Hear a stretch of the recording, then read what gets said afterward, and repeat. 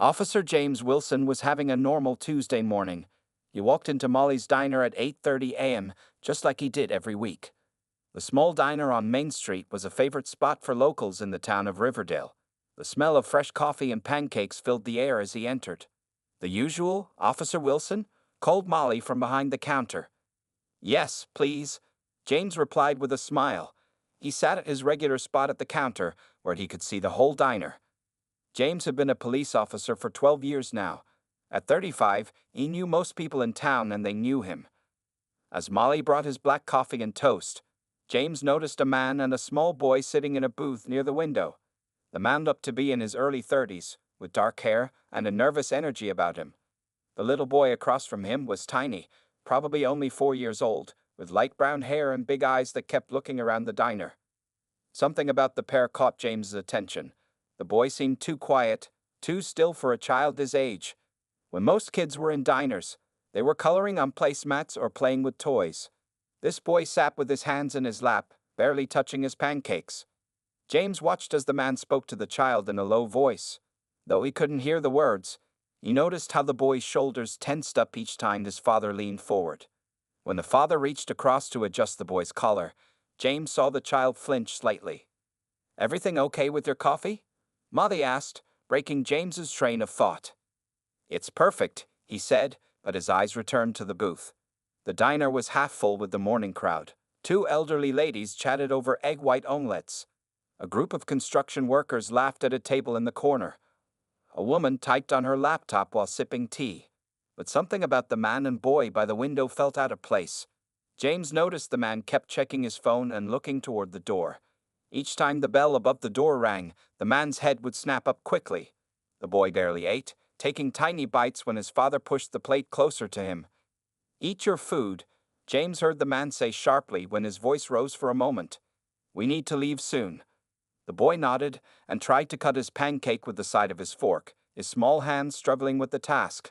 The father didn't help him, instead returning to his phone. James had seen enough troubled families in his career to recognize when something wasn't right. It wasn't anything specific he could point to, just the tension between them, the boy's fearfulness, the father's impatience. When the man stood up suddenly and said, "I'm going to the bathroom. Stay right here and finish eating," James kept his eyes on his coffee cup, pretending not to watch. The moment the bathroom door closed behind the father, something unexpected happened. The little boy quickly looked around the diner. His eyes locked with Officer Wilson's. For a brief second, James saw something in those eyes, a decision being made. Then, to James's surprise, the small boy slid out of the booth. With a determined look that seemed too old for his young face, the child began walking directly toward him. Officer Wilson put down his coffee cup and turned slightly on his stool as the boy approached. Something told him this wasn't going to be an ordinary Tuesday after all. Tommy walked slowly toward Officer Wilson, his small sneakers barely making a sound on the diner's tiled floor. His Spider-Man t-shirt hung loosely on his thin frame. As he got closer, James could see the boy's hands shaking slightly. "Hi there, buddy," Officer Wilson said gently, turning on his stool to face the child. He kept his voice soft and friendly, not wanting to scare the boy. Tommy looked back toward the bathroom door, then up at the tall policeman. His eyes were wide with worry. He stood very close to Officer Wilson now, almost hiding in the shadow of the counter. "Are you okay?" James asked, leaning down slightly. "Do you need help with something?" The boy didn't answer right away. He twisted the bottom of his shirt between his fingers, gathering his courage. Then he raised himself up on his tiptoes and gestured for the officer to come closer. James bent down, bringing his ear near the child's mouth. The diner noise seemed to fade away as he focused on the small boy who had something important to say. "Daddy hurts Mommy," Tommy whispered, his voice so quiet James could barely hear it. "He hit her real bad, that's why she's not here." Officer Wilson kept his face calm, though his heart began beating faster. He had handled many family violence cases before, but there was always something especially heartbreaking when children were involved. "He has a gun in his car," Tommy continued, his words coming faster now. "It's under the seat, he showed me, said bad men might come for us." James nodded slowly, letting the boy know he was listening. "Thank you for telling me," he said in a reassuring tone. "You're very brave." Tommy's eyes darted toward the bathroom again. "Mommy cried a lot last night. Daddy said we have to leave town today. I'm scared. Before Officer Wilson could ask another question, the bathroom door swung open. Tommy's eyes widened with fear. I should go back, he whispered urgently, and turned to hurry back to his seat. James watched as the boy climbed back into the booth just as his father returned. The man looked around suspiciously, his eyes narrowing when he noticed Officer Wilson watching them. Were you talking to that cop? The father demanded, loud enough for James to hear. No, Daddy, Tommy said quickly, looking down at his plate. James pretended to focus on his coffee, but he was watching them carefully from the corner of his eye. He noticed how the father grabbed Tommy's arm a bit too roughly, how he leaned in close to say something that made the boy's face go pale. Officer Wilson took out his phone and sent a quick text message to his partner, Officer Garcia, who was patrolling nearby. Need backup at Molly's diner. Possible domestic situation, child involved. Suspect may be armed. The response came back instantly. On my way, 3 minutes. James took a slow sip of his coffee, thinking carefully about his next move. The man was clearly on edge, possibly dangerous. The boy's safety had to come first. If the father really had a gun in the car and was planning to leave town, James needed to act soon, but carefully. He watched as the father quickly paid their bill, leaving cash on the table. Tommy was sliding out of the booth, his small backpack clutched tightly to his chest. The pair started moving toward the exit. Officer Wilson stood up casually, leaving money for his coffee. He needed to follow them outside, without triggering the father's suspicion. Whatever happened next, he knew one thing for certain. Tommy had just shown incredible courage, and James wasn't going to let him down. Officer Wilson waited exactly 30 seconds after Tommy and his father left the diner before he followed them. He moved with calm purpose, not wanting to alert the man. Through the large front windows, he could see them walking toward a blue sedan parked at the far end of the lot. Molly, that little boy might be in trouble, James said quietly to the diner owner as he passed the counter. If you hear anything unusual outside, call 911. Molly nodded, her eyes wide with concern. She had seen enough in her 20 years running the diner to know when something was wrong. Outside, the morning air was cool and crisp. James scanned the parking lot and saw Officer Garcia's patrol car turning into the entrance, lights off as requested. Good timing. They had worked together long enough to communicate effectively with minimal words. James touched his radio. Suspect heading to Blue Sedan, plate number TXR 429. Child present. Proceed with caution. Copy that, came Garcia's voice, taking position at north end of lot. Tommy's father was now unlocking the car door, his movements quick and jerky. The little boy stood beside him, clutching his backpack like a shield. Even from this distance, James could see the fear in the child's posture. Officer Wilson made a split-second decision. If the man had a gun in the car, as Tommy said, letting him get inside would make the situation more dangerous. He needed to act now, while the man was still outside the vehicle. James walked toward them, keeping his pace steady and non-threatening. He lifted his hand in a friendly wave when the father looked up and noticed him. Good morning, sir, James called out. Beautiful day, isn't it? The man's entire body tensed. His hand froze on the car door handle. What do you want? He asked, his voice sharp with suspicion. Just hoping to have a quick word with you, James said, still approaching slowly. He was close enough now to see the sweat beginning to form on the man's forehead, despite the cool temperature. Tommy looked up at Officer Wilson, a mixture of hope and fear in his eyes. The boy took a small step away from his father, which didn't go unnoticed. Get in the car, Tommy, the father hissed, opening the back door. Actually, sir, I'd appreciate if you could hold off on that for just a moment, James said, his tone still friendly but with a firmness that made clear it wasn't just a suggestion. I have a few questions I need to ask you. The man's eyes darted around the parking lot, noticing Officer Garcia's patrol car for the first time. His face hardened.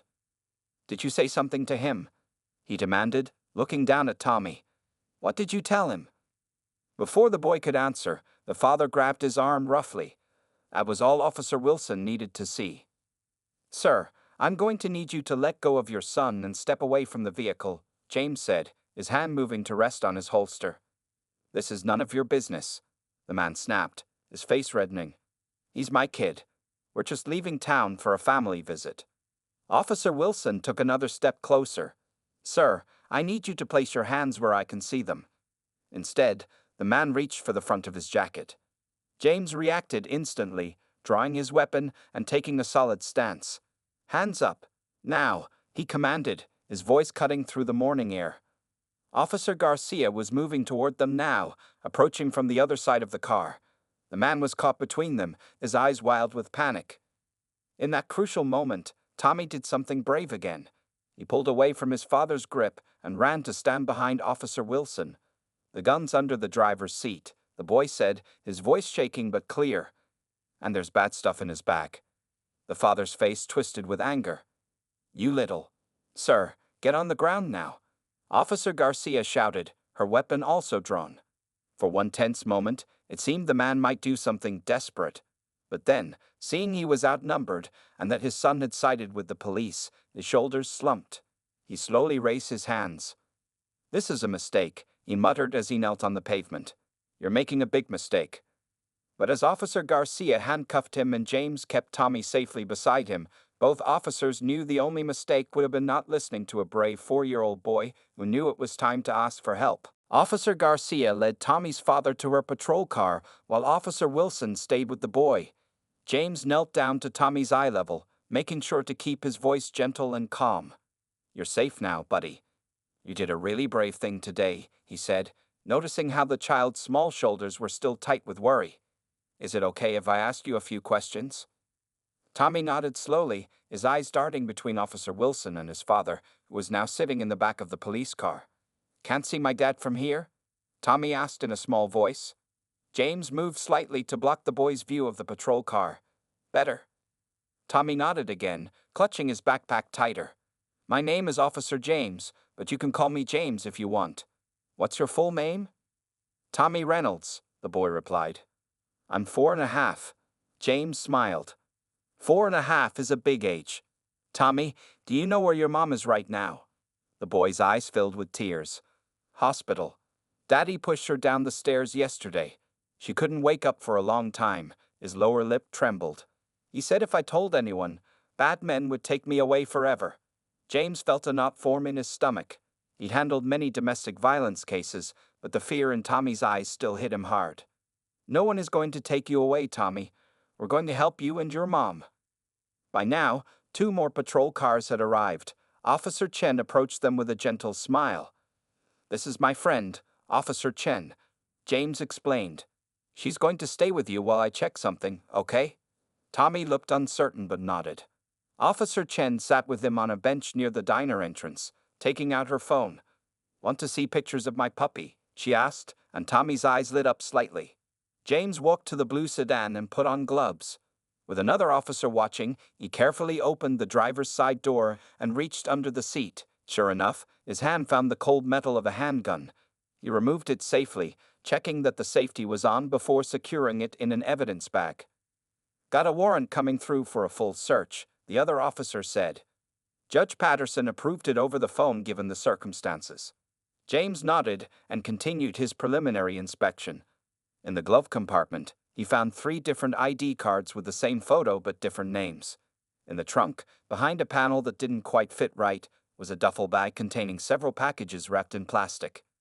We're going to need narcotics here too, James said grimly. He returned to Tommy, who was now showing Officer Chen his favorite cartoon character on his backpack. Tommy, when your dad said you were leaving town, did he say where you were going? James asked. Mexico, Tommy answered without hesitation. We have a secret house there. Daddy said we'd never come back. James exchanged glances with Officer Chen. This was bigger than they'd initially thought. Do you know your mom's full name, buddy? James asked. Sarah Reynolds, Tommy said. Can I see her now? Is she okay? We're going to find out, James promised, taking out his phone to call the local hospital. After a quick conversation, he confirmed that Sarah Reynolds had indeed been admitted the previous night with severe injuries. The hospital had suspected domestic violence but had no evidence to report it, as Sarah had claimed she fell down the stairs accidentally. Your mom is at Riverdale Memorial Hospital, James told Tommy. She's being taken care of by doctors. We're going to take you to see her very soon. Relief washed over Tommy's face. She's not dead. Daddy said she might die, and it was my fault for making noise. James felt a flash of anger toward the man in the patrol car. None of this is your fault, Tommy. Not one bit. A woman in a navy blazer approached them, showing her badge. Detective Rivera, Child Services Liaison. You must be Tommy. She smiled warmly at the boy. I'm going to help make sure you get to see your mom and that both of you stay safe. As Tommy talked with Detective Rivera, James stepped away to update his sergeant. What had started as a routine coffee break had uncovered what appeared to be drugs, illegal weapons, false identification, and domestic abuse. Most importantly, it had likely saved the lives of both Tommy and his mother. James looked back at the small boy who had been brave enough to ask for help. Sometimes, he thought, the biggest courage comes in the smallest packages. The Riverdale police station buzzed with activity as Officer Wilson walked through the doors with Tommy. The boy held tightly to James's hand, his eyes wide as he took in the unfamiliar surroundings. Officers at desks looked up briefly, their expressions softening at the sight of the small child in the Spider-Man t-shirt. This is where I work, James explained gently. Everyone here is a police officer like me. We're all here to help people. Tommy nodded seriously, still clutching his backpack with his free hand. Is my dad in trouble? James led him to a small room with colorful chairs and a table with crayons and paper. Yes, Tommy, your dad broke some important rules, and he needs to answer for that. Detective Rivera was waiting for them in the room. She had brought a teddy bear and a juice box, which she offered to Tommy. The boy accepted both, looking slightly less tense as he hugged the soft bear. Tommy, I talked to the hospital, Detective Rivera said. Your mom is awake now, and she's asking about you. She's very worried. Can I talk to her? Tommy asked, his voice brightening for the first time that day. Absolutely, Detective Rivera smiled, taking out her phone. I'll call her right now. While Tommy spoke to his mother, James stepped outside to check on the investigation's progress. Sergeant Paddle met him in the hallway. We've identified him as Marcus Reynolds, but that's not his only name, the sergeant explained. He's wanted in 3 states for drug trafficking and assault. The packages in the car tested positive for heroin, street value around $200,000. James shook his head in disbelief. And he was planning to flee to Mexico today with his son. The mother's story checks out, Sergeant Paddle continued.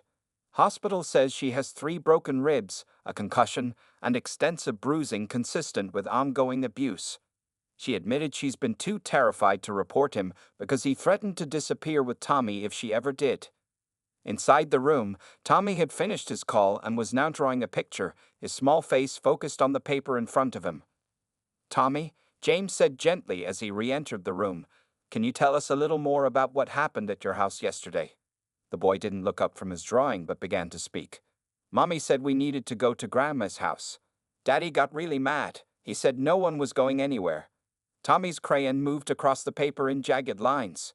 He pushed Mommy, and she fell down all the stairs. There was blood on her head. Detective Rivera made notes while keeping her expression calm. What happened next, Tommy? Daddy carried Mommy to the car. He said we had to go to the hospital, but I couldn't tell anyone what really happened. He said to tell people she fell by accident. Tommy finally looked up. He took her inside and then we went home without her. And what about this morning? James asked. He said Mommy was probably dead, and it was our secret. He said we had to leave before the police came looking for us. Tommy's voice trembled. But I saw you at the diner. My teacher, Mrs. Johnson, said police officers help people who are scared. James felt a surge of gratitude for Tommy's teacher. Mrs. Johnson is absolutely right. We found your mom's phone at your house, Detective Rivera added gently. It looks like she was trying to call for help before she was hurt. Tommy's hand stilled on his drawing. Is my daddy going to jail? Yes, James answered honestly. He's going to be there for a long time. For a moment, Tommy looked conflicted, emotions too complex for his young face battling within him. Then he simply nodded and returned to his drawing. I made this, he said after a few minutes, holding up the paper. It showed 3 figures. A woman in a bed, his mom, a boy, himself, and a tall figure in blue, Officer Wilson. Above them, in the messy handwriting of a 4-year-old, were the words, "Safe now." James felt his throat tighten with emotion. That's a great picture, Tommy. Your mom is going to love it. Detective Rivera's phone buzzed with a message. "Good news," she said, looking up with a smile. "The doctors say your mom is well enough for visitors. Would you like to go see her now?" Tommy's face lit up as he nodded eagerly, gathering his drawing and his new teddy bear. As they prepared to leave for the hospital, James couldn't help but think about how one small whisper in a diner had changed everything for this brave little boy and his mother. The hospital hallway was bright and busy as Officer Wilson walked beside Tommy. Detective Rivera led the way, speaking quietly with a nurse who had met them at the entrance. Tommy held his drawing carefully in one hand and the teddy bear in the other. "Is Mommy still hurt?" Tommy asked, looking up at James with worried eyes. "She's getting better," James assured him. "The doctors are helping her, just like we're helping you." They stopped outside room 215. The nurse turned to Tommy with a gentle smile. "Your mom is very excited to see you," she said. "She might look a little different because she has some bandages, but she's going to be okay." Tommy nodded seriously. "I won't bump her." Dad said bumping hurts people. The adults exchanged quick glances at this comment, but kept their expressions calm for Tommy's sake. When they entered the room, Sarah Reynolds was sitting up in bed. Her face had bruises on one side, and her arm was in a cast. Despite her injuries, her eyes filled with tears of relief when she saw her son. "Tommy," she cried, reaching out her good arm. "Mommy." Tommy rushed forward, then stopped himself just before reaching the bed, remembering to be gentle. James lifted him carefully so he could give his mother a hug without hurting her. Sarah held her son close, tears streaming down her face. "I was so worried about you. Are you okay? Did he hurt you?" "I'm okay," Tommy said. "I told the police officer about Daddy's gun and the bad stuff. I wasn't supposed to tell, but Mrs. Johnson said police help people who are scared." Sarah looked over Tommy's head at Officer Wilson, her eyes filled with gratitude and shame. "I tried to leave so many times," she whispered. "He always found us." "You don't need to explain," James said kindly. "What matters is that you're both safe now." Tommy pulled back from the hug to show his mother his drawing. "Look what I made. It's us and Officer James. We're safe now." Sarah studied the picture, fresh tears spilling down her cheeks. "It's beautiful, honey." She looked up at James again. "Thank you. I don't know how to thank you enough." Detective Rivera stepped forward.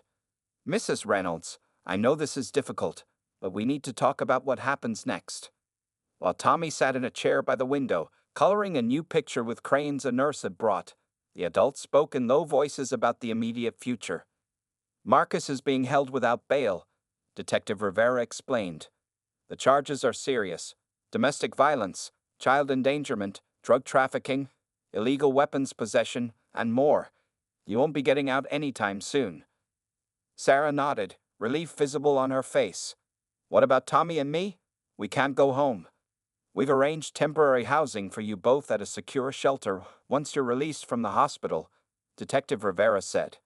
"After that, we can help you find a more permanent solution." "My sister lives in Ohio," Sarah said hesitantly. "She's offered to let us stay with her before, but Marcus always threatened to find us." "We can help you relocate safely," Detective Rivera assured her.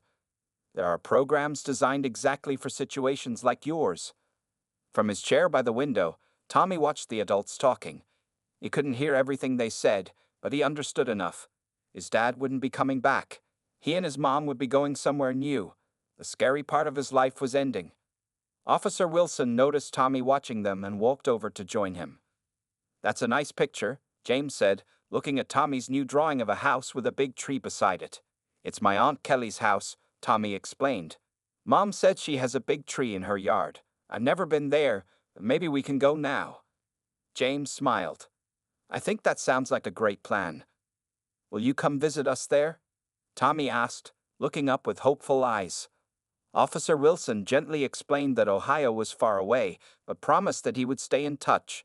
"And anyway," he added, "you'll be meeting new police officers in Ohio who will be there to help you too, just like me." Tommy seemed to consider this. Then he carefully tore off a piece of his drawing and wrote something on it with his blue crayon. He handed it to Officer Wilson. James looked down at the small piece of paper. In uneven letters, Tommy had written "Thank you" and drawn a small badge. As Sarah watched from her hospital bed, Fresh tears in her eyes, Officer Wilson carefully folded the note and placed it in his pocket, right next to his heart. "I'll keep this forever," he told Tommy, "to remind me of the bravest 4-year-old I've ever met." 3 weeks had passed since that morning at Molly's Diner. The autumn leaves were turning bright orange and red outside the Riverdale County Courthouse as Officer James Wilson walked up the stone steps. He straightened his formal police uniform, reserved for special occasions and court appearances. Today was an important day. Marcus Reynolds would face the judge for his bail hearing, though the prosecutor had assured everyone that with the mountain of evidence against him, bail would almost certainly be denied. James spotted Sarah and Tommy sitting on a bench in the courthouse hallway. Tommy was wearing a small button-up shirt and tie, his hair neatly combed. He looked different from the frightened boy in the diner. There was color in his cheeks now, and when he saw Officer Wilson, his face lit up with a genuine smile. "Officer James," Tommy called out, jumping up from the bench. Sarah smiled too, though James could see the tension in her face. She looked better physically, her bruises had faded, and she no longer needed the arm cast, but today would be difficult for her. It would be the first time she would see Marcus since that terrible night on the stairs. "How are you both doing?" James asked, shaking Sarah's hand and giving Tommy a high five. "We're okay," Sarah replied, her voice stronger than it had been in the hospital. "The shelter has been wonderful. Tommy's even made some friends there with other kids. I have a best friend named Lucas," Tommy added importantly. "His dad was mean too." Sarah smoothed Tommy's hair. "We're flying to Ohio tomorrow. Kelly has the guest room all ready for us." James nodded. "That's great news. The district attorney told me your testimony has been recorded, so you won't need to come back for the trial." Sarah looked relieved. "I just want today to be over so we can start our new life." A court officer approached them. "Mrs. Reynolds, the prosecutor would like to speak with you before the hearing." Sarah hesitated, looking at Tommy. "I can stay with him if you'd like," James offered. After Sarah went with the court officer, James sat down on the bench beside Tommy. "Are you nervous about today?" he asked gently. Tommy considered the question seriously. "A little bit. Miss Diane at the shelter said I don't have to talk to my dad if I don't want to." "That's absolutely right," James assured him. "You probably won't even see him up close. He'll be sitting in a special area with guards." Tommy nodded, then reached into his small backpack and pulled out a folder. "I made something for you." Inside the folder was a picture of a police car with a smiling officer beside it. At the bottom, in careful letters that Tommy had clearly worked hard on, were the words, "Thank you for helping me and Mommy." "This is amazing," James said honestly. "I'm going to hang this in my office." Tommy beamed with pride. "Miss Diane helped me with the spelling." His face grew more serious. "Is my dad going to jail forever?" James considered how to answer. "For a very long time. Long enough that you'll be all grown up when he gets out." This seemed to satisfy Tommy. "Good. Then he can't hurt Mommy anymore." Sarah returned with the prosecutor, a tall woman named Ms. Patel. She knelt down to Tommy's level. "Hello, Tommy. Your mom has told me how brave you've been. Today, you just need to sit quietly with your mom in the courtroom. You don't have to say anything or do anything. Can you do that?" Tommy nodded sullenly. "I can be quiet." As they prepared to enter the courtroom, Detective Rivera arrived to join them. She had been working closely with Sarah and Tommy, helping arrange their relocation to Ohio and ensuring all the proper protection orders were in place. "Everything's ready for your flight tomorrow," she told Sarah. "My colleague in Columbus will meet you at the airport and help you get settled." James watched as Tommy took his mother's hand, standing tall despite his small size. 3 weeks ago, this child had made the bravest decision of his young life, trusting a stranger in uniform when everything around him was frightening and confusing. Now, as they walked into the courtroom together, James saw not just the victims of a terrible situation, but survivors beginning a new chapter. Tommy looked back over his shoulder and gave Officer Wilson a small, brave smile. Some days in law enforcement were difficult and thankless, but days like today reminded James exactly why he had become a police officer in the first place. Officer James Wilson pulled his patrol car into the parking lot of Molly's Diner on a bright spring morning. It had been exactly 1 year since the day a small boy had approached him in this very diner and changed both their lives. James walked inside, the bell above the door jingling cheerfully. Molly looked up from behind the counter and smiled warmly. "There he is, right on time," she called out. "Coffee's already waiting for you." James settled into his usual spot at the counter. The diner looked the same checkered curtains, same faded menus, same friendly faces, but so much had happened since that fateful morning. "Any news from your little friend in Ohio?" Molly asked as she refilled his coffee cup. Everyone in the diner knew the story now. In a small town like Riverdale, the rescue of Tommy Reynolds had become something of a local legend. "Actually, yes," James smiled, pulling out his phone. "Got an email yesterday with some new pictures." He showed Molly the photos.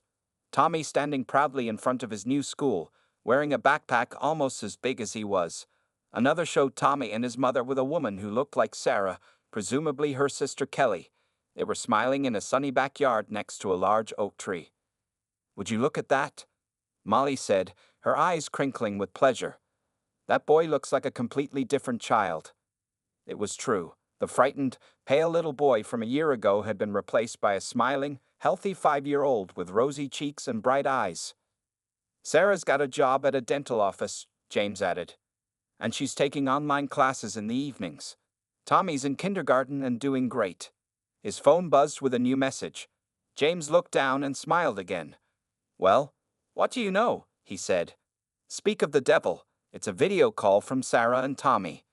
Molly quickly ushered him to a quiet corner booth for privacy. James answered the call, and Tommy's face filled the screen. "Officer James. Guess what day it is?" Tommy exclaimed, his gap-toothed smile revealing a recently lost front tooth. Let me think." James pretended to ponder. Could it be the anniversary of when a very brave boy helped his mom and talked to a police officer? "Yes," Tommy bounced excitedly. "Mom says it's our new birthday, the day we started over." Sarah appeared in the frame, looking healthier and happier than James had ever seen her. "We wanted to call you from the same time as last year," Tommy insisted. "I'm glad you did," James said honestly. "And I'm at Molly's diner right now, just like last year." "The place with the good pancakes?" Tommy asked, his eyes widening. "The very same," James laughed. "Molly says hello." Sarah's expression grew more serious. "We got the notification last week. Marcus accepted the plea deal."